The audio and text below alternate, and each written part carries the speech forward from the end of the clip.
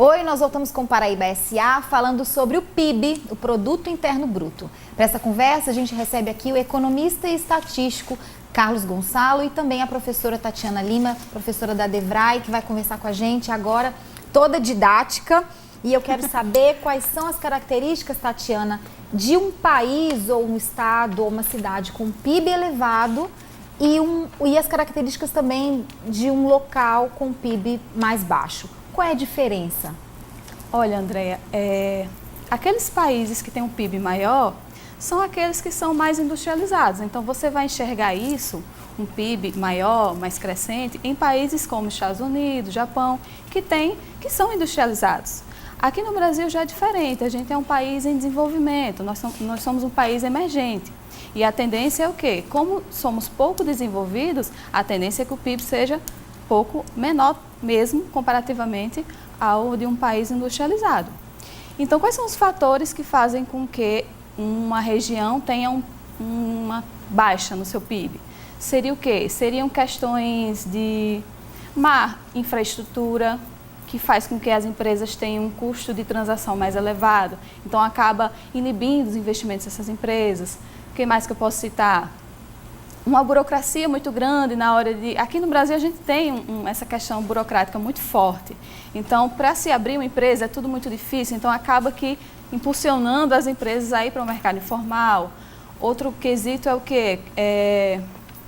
Regiões que tenham uma inflação muito elevada. Nós passamos recentemente por um período de inflação muito forte, né? Então, a gente fechou agora 2016 com a inflação acima de 6%. Então, para a nossa economia, é uma inflação muito forte, muito alta.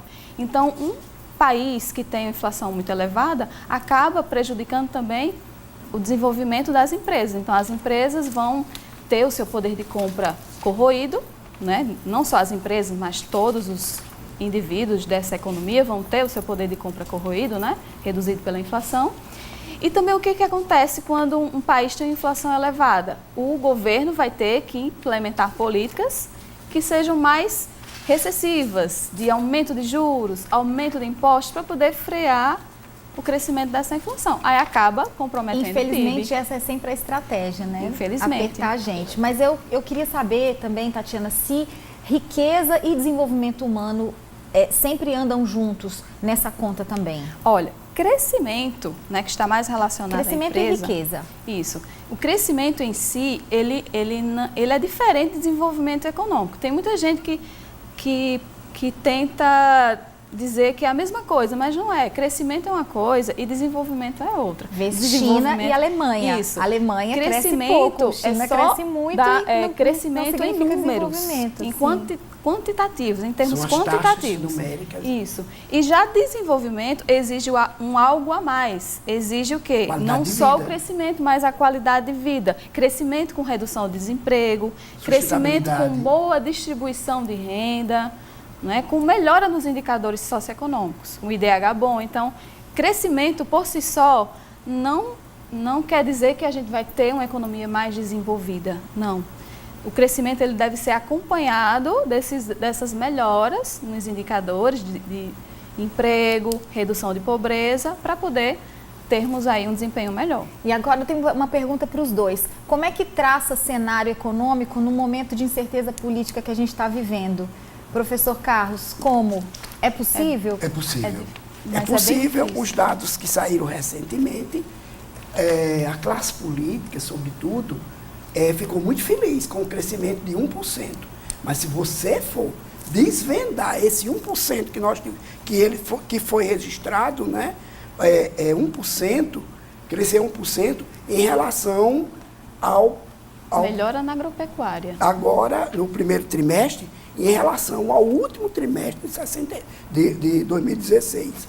Mas quando você compara o mesmo primeiro trimestre com o primeiro trimestre de 2016, comparar o primeiro trimestre com o primeiro trimestre, nós tivemos uma queda de 0,4%. Não é? Nós tivemos um crescimento de 1% em relação ao trimestre anterior, que já vinha deprimido, que já vinha muito baixo. Então, numa base muito pequena, muito baixa, e crescer 1%, mas nem atingiu sequer os níveis do primeiro trimestre de 2016. Outra coisa também, que isso foi puxado por questão de sazonalidade. Sazonal, que é o quê?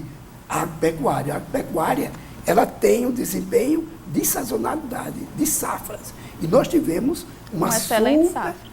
Uma super safra de grãos. De grãos. Né? De grão. Nem mesmo a questão da carne fraca inibiu tanto. Quer dizer, podíamos ter foi um clima favorável, né, que impulsionou aí essa super colheita. E o que foi desfavorável foi completamente debelado, que foi a crise da carne fraca. Não chegou a contaminar, não chegou a prejudicar o desempenho do PIB agropecuário.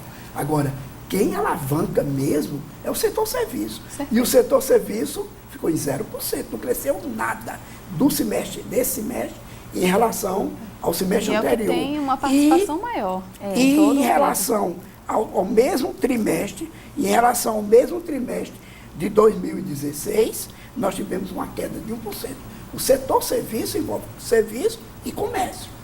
E entra no setor serviço, no comércio, que vão se realizar o que? As vendas das empresas, o produto das montadoras, das empresas de calçado, de um modo alimentícia, de um modo geral.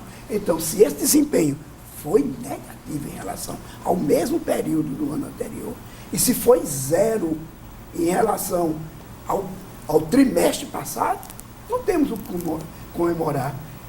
Ainda teremos que trabalhar muito para ver se temos alguma coisa a comemorar. Outro detalhe que é importante mencionar, Andréia, é que, como o setor de serviço ele é bem representativo no PIB, né? Então, quando há uma crise econômica, o que acontece? Um grande volume de desemprego. Então, se tem muito desemprego, o que vai acontecer? Vai reduzir consumo, as pessoas vão consumir menos. E atualmente as pessoas estão com consumo. E as indústrias vão parar de produzir. Se as pessoas consumem menos, né? As indústrias vão produzir menos. Né? Então, se tem a sua demanda reduzida, então, consequentemente, eles vão produzir menos. Então, há um aumento ainda mais desse processo de crise. Tatiana, professor Carlos, professora Tatiana, eu agradeço muito a vocês a participação. Acho que tem muita mais coisa para falar sobre isso. Com certeza, é um tema infinito. É um tema infinito e muito importante para as pessoas. Eu já aproveito e já refaço o convite aqui para vocês voltarem aqui no nosso programa para a gente conversar mais sobre PIB, sobre a importância de entender esse dado, até para a gente poder entender melhor o noticiário, entender melhor as notícias e consumi-las de forma correta. Muito obrigada, professor Carlos. Obrigada, Tatiana. Nós é que agradecemos. Tá bom, que bom. E nós vamos para mais um intervalo. E na volta a gente fala sobre uma reportagem sobre o mercado do amor e como as empresas estão se preparando para o Dia dos Namorados. Até já.